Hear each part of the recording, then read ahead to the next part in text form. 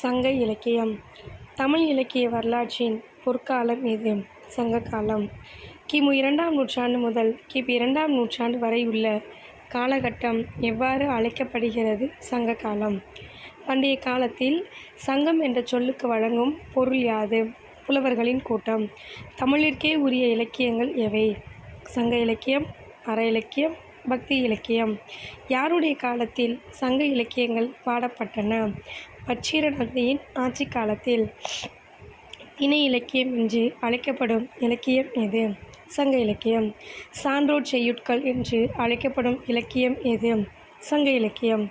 உள்ளுறை இறைச்சி நிறைந்த இலக்கியம் எது? சங்க இலக்கியம். சங்க இலக்கியத்திற்கு வழங்கும் வேறு பெயர்கள் யாவை? தமிழின் செவ்வியல் இலக்கியம், உயர்தனி இலக்கியம்.